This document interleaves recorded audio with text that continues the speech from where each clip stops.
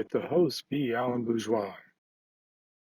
Welcome to Indie Beacon Radio, where creative souls can find help in marketing their creations. You can send questions for each show on Twitter using the hashtag IndieBeacon.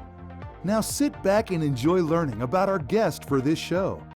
Welcome to this episode of Indie Beacon Radio. I am your host, B. Alan Bourgeois, and we have with us today Frank Daversa, who has written several books, but we're going to start off talking about his book of spirituality, and the correct name is Spirituality in the 21st Century.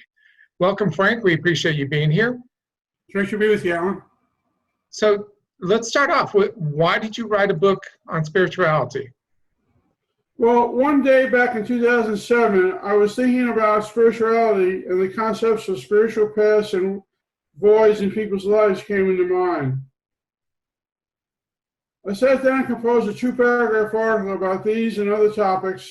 I showed it to several people and got a positive response. I thought more about it and composed a 3rd paragraph about types of learning. I wanted to appeal to a wider audience, so I created a website for the article. It no longer exists.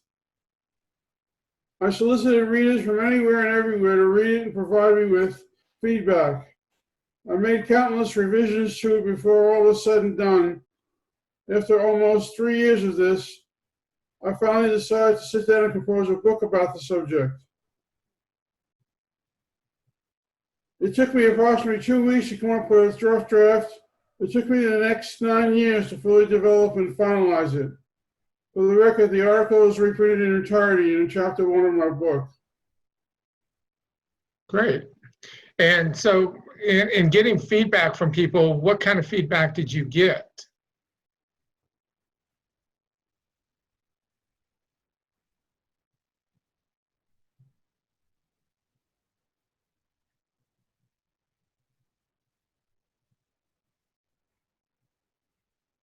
Well, it was mostly positive.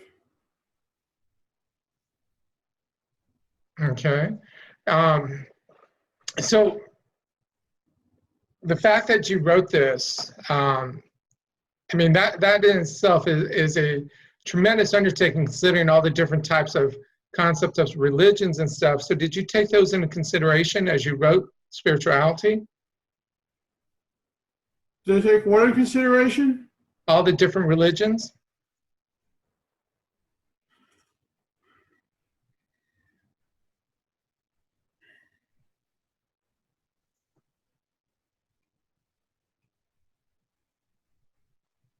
For the most part. Okay.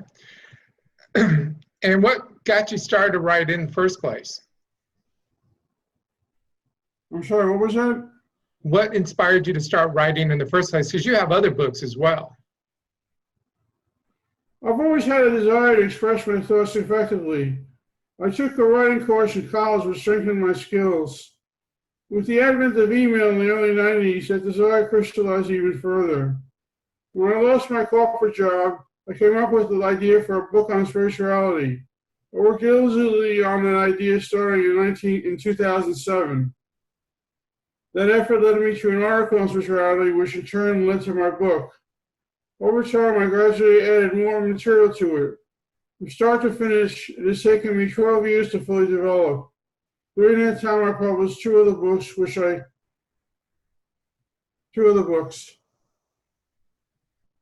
Right, and the other books, the title is Young Althoff, and then Politics in America. So what was Young Althoff all about? Actually, the story is an exercise in developmental psychology. Can a child develop normally despite growing up in harsh surroundings?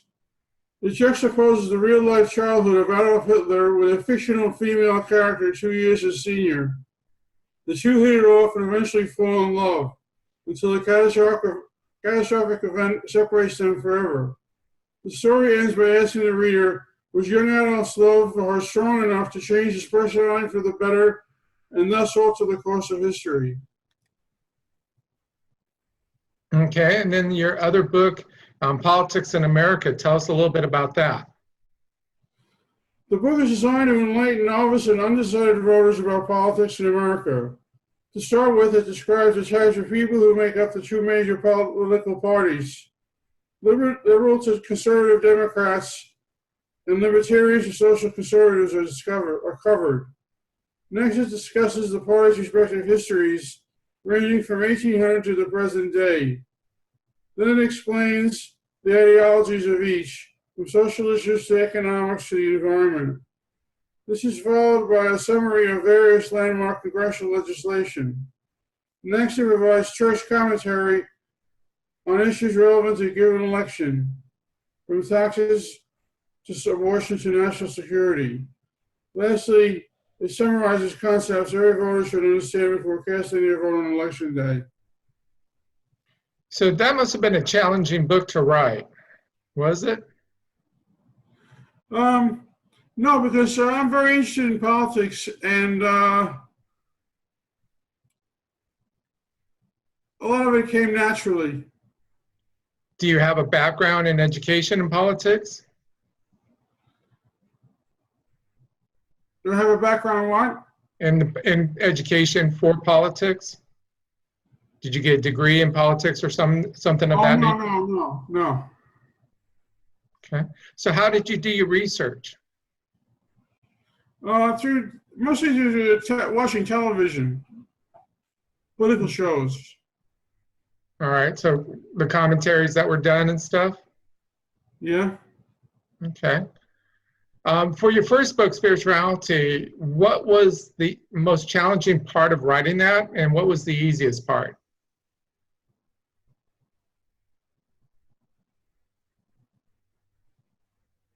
Chapter 6, Achieving Enlightenment, was the most challenging one to write. It is detailed and I wanted to get it just right.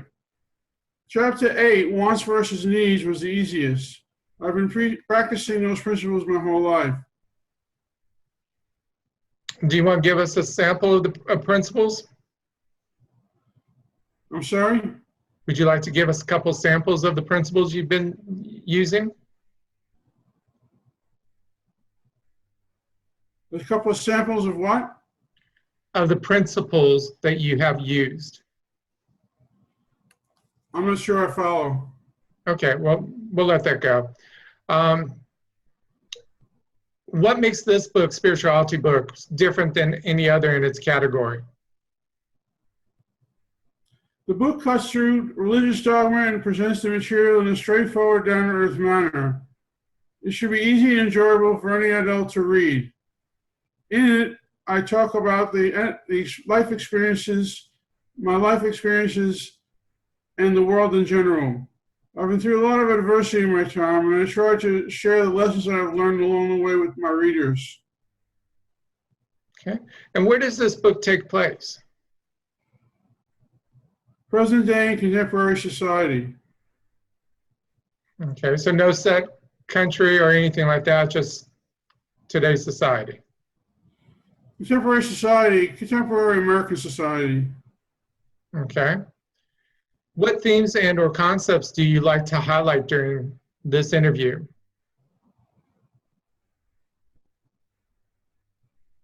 I didn't get that. What themes or concepts would you like to highlight while we're talking about the book? First, I contend there are 5 fundamental principles necessary for achieving spiritual enlightenment.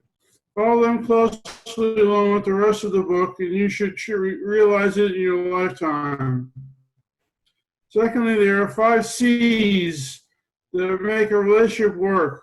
Adhere to them closely and you will see it grow. Third, there are 3 important lessons the Earth needs to learn in the 21st century. The plan needs to support measures that actively address these lessons more fully. Okay. That's a lot for someone to understand and to comprehend. So I assume in your book you spell it out and you give better understanding, or through the chapters you explain in more detail. Is that correct? Correct. Is there anything controversial or that you feel may be controversial in your book? Actually, there's more than one. For example, I do not believe in the devil.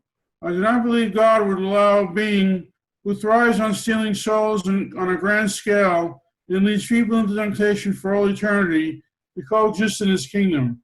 Instead, I view the devil metaphorically as the potential for bad deeds in each of us. I do, however, wholeheartedly believe in a place called hell. Once we reach adulthood, each of us is the sole arbiter of whether we end up there or in heaven. Okay. Now, you mentioned poverty in your book. Why do you do that, and what's the reasons behind it?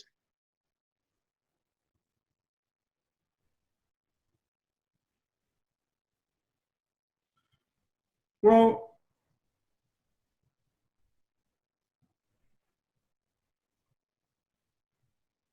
I asked the question, does any of us really know what it means to grow up poor, to want to seldom have, to have a burning desire within us that rarely fulfilled? All such children know is the love of their mother. They want a loving father, but unfortunately he left home when they were 3. All they do is bicker with their siblings. They want a nice home, but all they can afford is to live in the projects. They want cable, but all they have means for is network TV. They want good food, but all they can buy is what is available through food stamps. They're constantly confronted with an inferior diet, inferior living accommodations, inferior schools, inferior health care, and inferior home life in general. They want to feel important, so they turn to street gangs. They learn to get some of the things they want by stealing. Guns are easy to come by. Eventually they get caught, so they serve hard time in prison. Crime is the only way of life they know. They're rejected by society. They live life on the fringes. Their life is largely a waste. They need a break, but all they know is disappointment. They need an organization like CARE. CARE provides food, emergency assistance, medicine, education, and economic opportunity to women, children, and communities around the world. They work to serve lives, to save lives, defeat poverty, and achieve social justice. CARE goes where they are needed most. They provide a way out. Please give out generously to CARE on the next time you donate. CARE.org. All righty. Well, this is a perfect spot for us to stop and let our sponsors do their thing, and we will be right back. Authors Marketing Guild is a membership-owned organization designed to help authors succeed and learn how to better market and sell themselves and their books. Join us at authorsmarketingguild.com and receive so many benefits you'll wonder why you didn't join sooner. That's authorsmarketingguild.com. Thank you for watching or listening to Indie Beacon Radio. Our sponsor, IndieLector.store, is the only bookstore that pays authors their fair share for book sales. Help authors to succeed and enjoy a great book by supporting them at IndieLector.store. Enjoy a 10% discount with coupon code SHOPPER20 at IndieLector.store. Coupon valid until December 31st, 2020. That's IndieLector.store, coupon code SHOPPER20. The 5th Annual Authors Marketing Event is coming to Granbury, Texas, July 24th through the 27th. Join us and learn from the professionals how to properly market and sell yourself and your books. Go to ame.authorsmarketingguild.com for all the details. That's ame.authorsmarketingguild.com. We Fiction is a fun, fast-paced writing contest for any author team to create a book based on what readers submit for plot, characters, locations, and even plot twists. Learn more about this unique contest at wefiction.dearindie.org. Welcome back to Indie Beacon Radio. Don't forget to like us, follow us, or subscribe to one of our many channels. Now, here is your host for today's show. Welcome back. This is your host, Beyond Bourgeois. You are listening and or watching Indie Beacon Radio. We appreciate you tuning in. Today we have Frank Daversa, who has written several books. We've been talking about spirituality, which has a lot of subject matters to go into. Welcome back, Frank. We appreciate you being here. My pleasure. So, we've been talking about your spirituality book, and in that, I believe you discuss gun control, and this interview is done right after the Virginia Beach, or shortly after the Virginia Beach shooting. So why do you have gun conversation in this book?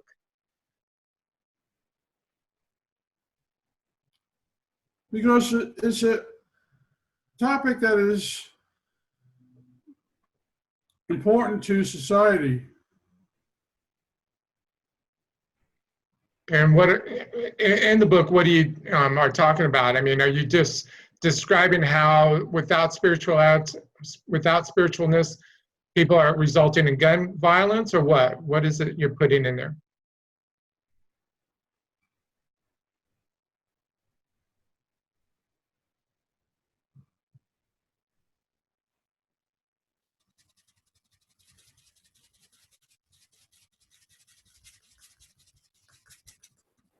Well, too many lives are needlessly lost to gun violence. Gun reform is an absolute travesty in this country. Mass shootings keep happening where Congress does nothing to stop them. The paralysis in Washington boils down to two factors. One, Republicans are in control of the Senate, and two, the NRA is in control of Republicans. As long as the situation persists, nothing meaningful will happen. People have to share responsibility for changing the status quo and that they need to vote congressmen who fail to act out of office. To realize meaningful gun reform, three things must happen. First, we need universal background checks on all gun purchases. Second, we need to ban military-style assault rifles. Third, we need to ban high-capacity magazine clips. Such measures are not going to stop all shootings, but they represent an important step in the right direction. Prayers are nice, but we need real action. Now, with that subject matter in the book, are you getting any negative feedback from people because of it, or what kind of feedback are you getting? I haven't gotten any feedback about that topic in particular. Okay. Yet. All right, and of course, in the spiritual aspect, you also have politics in there. And again, that's another touchy subject. So why did you add politics into this book? Well, I have identified a pattern of change involving politics. It concerns the development of public freedoms. I believe God allows a particular party to come into power when he wants to grant certain rights to us. When we reach a point at which we begin taking these rights for granted, he allows the other party to come into power to effectively take them away until such time as we are willing to fight for them again. Low voter turnout is a classic example of this. The right to vote is fundamental to a democracy. Voter apathy severely diminishes that right. That's why key provisions of the Voting Rights Act were struck down by the Supreme Court in 2013. The law will remain that way until such time as we fully respect the right to vote again. As long as we behave this way, there will always be a viable opposition party. This is part of the cycle of life. That is why history often repeats itself. It's God's way of teaching us a lesson over and over again until we get it right. It's all part of God's plan. So what's the moral to the story? Treasure your rights, or else you run the risk of losing them. As you can tell, my views towards politics have evolved since writing my second book. Yes, it definitely flows into that. I want to go back for a moment to your first book, Young Althoff. What was the reason for writing this book? Well, like I said, it's an exercise in developmental psychology. Can a child develop normally despite growing up in harsh surroundings?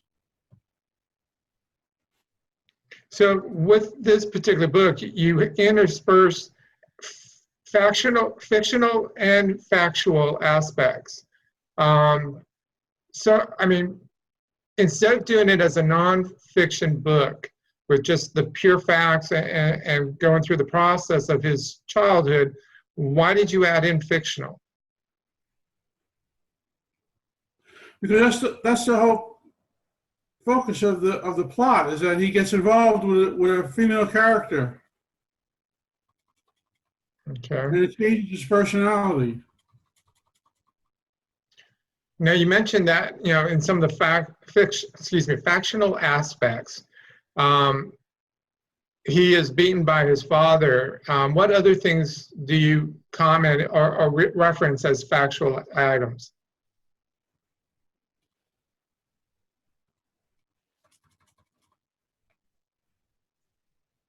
Well, his friendship with another character. He has a friendship with another character. I don't remember his name. And this helps shapes him into being something different, or growing up to being who he is, or what?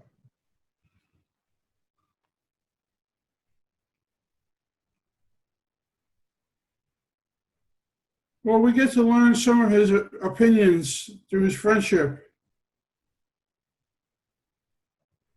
Okay. So are you working on a new book? No, You're done writing? for the time being. Okay. And how can people find you? Where can they find me? Yeah. Do you have social media accounts or anything of that nature? They can visit my website. Just spell out my name, www.frankdaversa.com. That's FRANK, D as in David, A, V as in Victor, ERSA.com. There they will find more information about my book along with links to purchase it from Amazon, Barnes & Noble, and Author House, my publisher. They can access my Facebook page from there, and they can also send me a message if they'd like via the contact page. Okay, great. Be So true let to me ask you another question, if I may. In the questionnaires or the question list that you sent me, you mentioned an illness and you wanted to talk about that. So tell me about the illness. I have a psychiatric condition known as schizoaffective disorder, in which my thoughts sometimes become distorted and my emotions become withdrawn. When that happens, I lose my ability to socialize, and the only thing I can do is isolate myself from others until it subsides. It's impossible for me to think clearly during such times. I take medication to keep it under control. I had signs something strange was happening a few days leading up to my 40th birthday, which is when I lost all control. I entered into a manic state and felt compelled to throw away a lot of my extraneous belongings. Eventually, the manic state gave way to a series of prolonged depressions in which my thoughts became distorted. I was hospitalized on numerous occasions during that time. I haven't had a full episode since 2009, although I have had several smaller ones since then that would go away after a few hours or so. You see, I was an agnostic for 20 years leading up to the outbreak, and I firmly believe this illness was God's way of putting me back into spiritual alignment. It was during a low point in my illness that I renewed my faith in God. As a result, I began to view spirituality and life in a more enlightened way, which in turn inspired me to write a book on the subject. Okay. This is another good spot for us to take a break, and we'll be right back after our sponsors do their thing.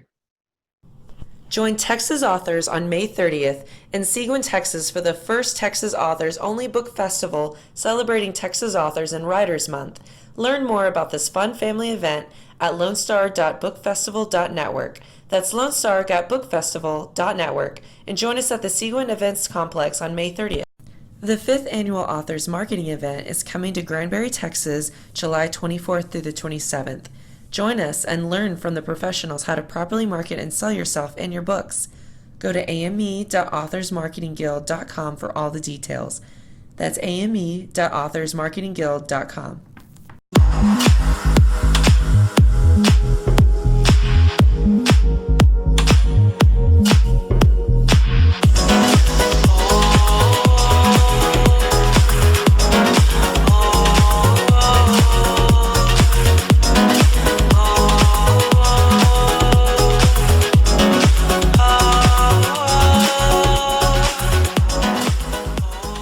Well, hello there, my friends. My name is Randy James, independent voiceover producer in the Dallas, Texas area, available to write and record a 30-second commercial, much like the one you're hearing right now. It's a great way to help increase awareness and exposure to your book title. It's easy to do. Simply call me and we'll brainstorm on a few ideas, and in a few hours, I'll whip something up and send you a digital file ready to use. Remember, call or text me, Randy James, at 214-762-1942. Welcome back to Indie Beacon Radio. Don't forget to like us, follow us, or subscribe to one of our many channels. Now, here is your host for today's show. Welcome back to Indie Beacon Radio. This is your host, B. Alan Bourgeois. We have been talking with Frank Daversa, who's been talking about his books. He has 3 different ones. One of them is called Young Althoff, which is a mixture of fictional as well as nonfiction. A little bit story about what would happen with Aldoff growing up. We also talked about politics in America, his second book, and then his latest book, Spirituality in the 21st Century. And that has dominated most of the conversation and stuff. Now, Frank, because of your illness, do you find that writing helps you through the process of your illness?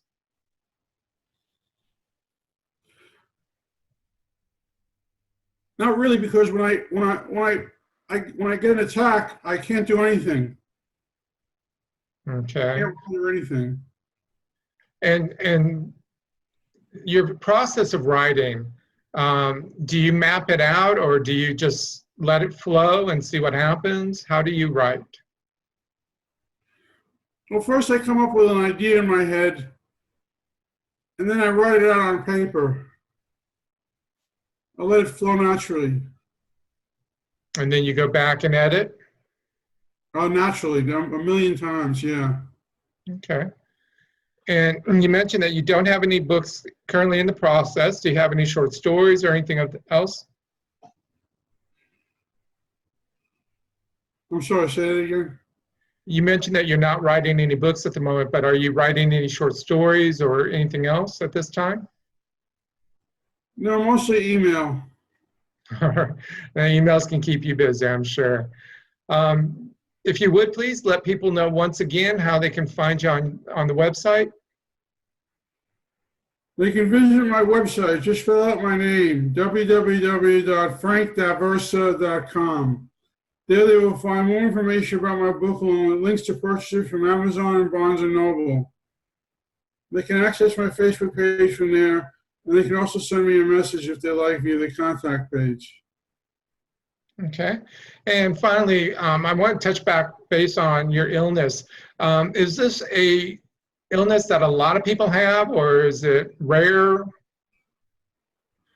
It's probably infrequent. I don't imagine too many people have it. Okay. I never heard of it until it happened to me. Okay. And do you have any recommendations for people that may think they have it or should get checked to see if they have it? Seek treatment. All righty. Okay. And for writers, people that are considering doing a book and stuff, do you have any words of encouragement or anything for them? Just get your ideas down on paper, and you can organize them at a later point. Okay. Well, that wraps up our time. I want to thank you very much for being with us on the show, and we wish you the best of luck. Thank you very much, Alan. Thank you for listening to Indie Beacon Radio, where creative souls can find help in marketing their creation. Indie Beacon Radio with the host, B. Alan Bourgeois. Indie Beacon Radio is produced by B. Alan Bourgeois for Authors Marketing Guild, LLC, copyright 2020. Voiceover by Randy James, Lydia Bello, and B. Alan Bourgeois. To be a sponsor of the show or for more information, please email us at info@authorsmarketingguild.com. To be interviewed for the show, please complete the form at radio.authorsmarketingguild.com. Music Always Rejoice by Ramcord